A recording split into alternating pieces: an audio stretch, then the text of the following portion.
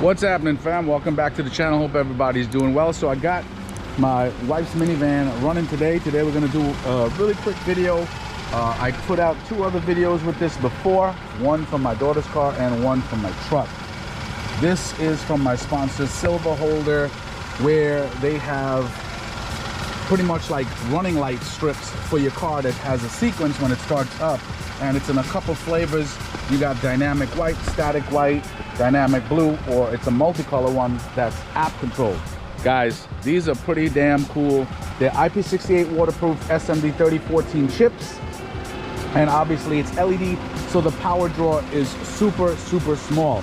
The reason why I got the car running, it rained last night, so I wiped down all the water. I don't know where I'm gonna put this. You can mount this different ways on my daughter's car and my truck. Since it was hard to mount it over here, I mounted it on the underside of the hood instead.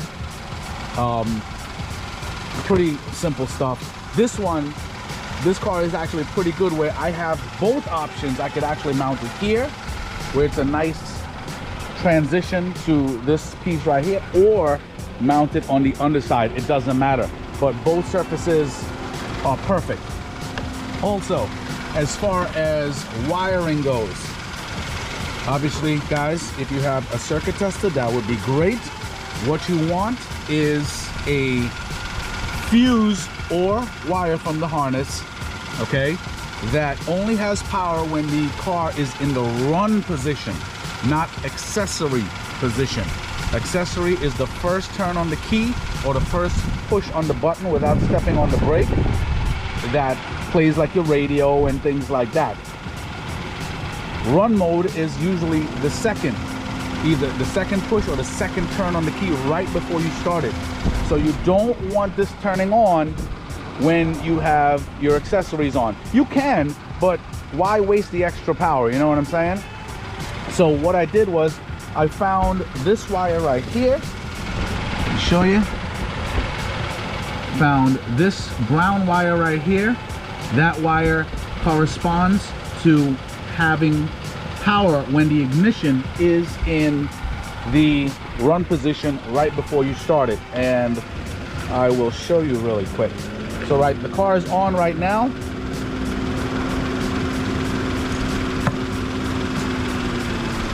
Okay, and you can see the tester is pretty much lit.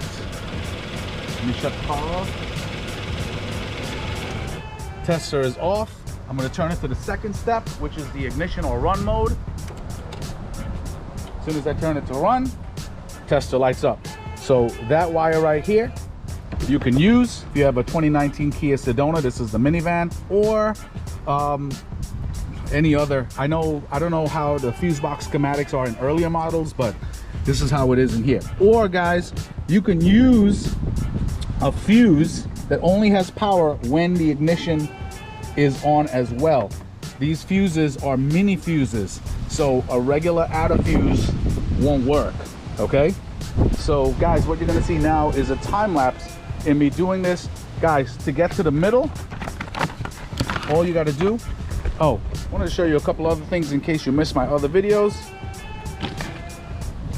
So, real simple to get to the middle. Just pull out the strip.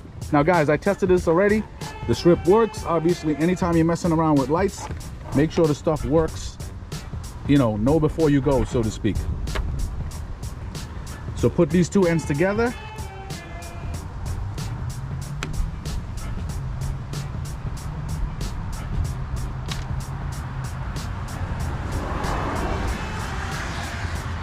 Then put that end together right there and draw a line right here. You could take a pencil or a pen, draw a line right there, and that's where you know the center is. Okay, guys, also the cool thing about this, they give you a lot of wire and they give you a fuse inside here. It's an inline fuse, so that actually protects the circuit of the light. So if you have a power surge or something, the light doesn't blow out, if you get what I'm saying. All right, also additional things that you're going to need, obviously you're going to need wire taps. I'm going to need wire taps, some heat shrink, a heat gun, obviously a circuit tester, and that's really it. So I will talk to you guys soon. All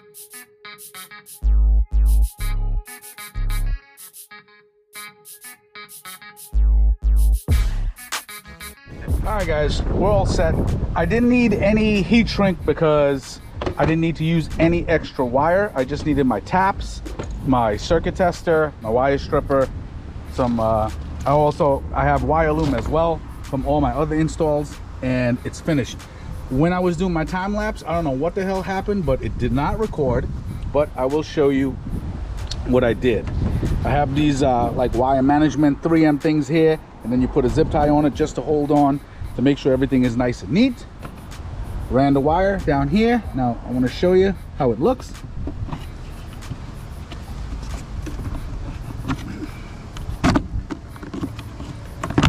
Okay, so the cool thing is these taps don't get hit because there's a passage right here, so the wire is not getting pinched.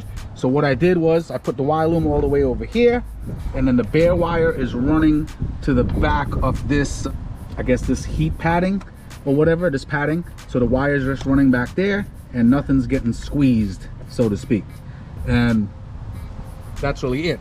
As I said, the positive is on this brown salmon type wire. The negative is on this black wire. Guys, if you want to know how, if you have a negative circuit, put your tester, attach it to the positive pole, and test a black wire. There you go. So test the black wire. If the tester lights up, that's a good ground. And that's really it. All right guys, keep your eyes up here real quick before I do a front demonstration. See it? Goes through the sequence. And the cool thing about this is that it lights up if you're doing something late at night under the hood.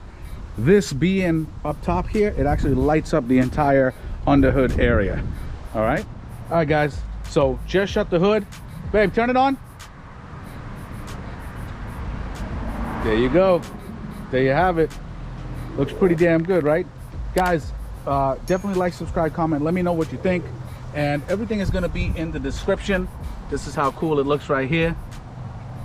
It's very, very, very low profile, very seamless. And that's it. Do it one more time. Turn it off and on.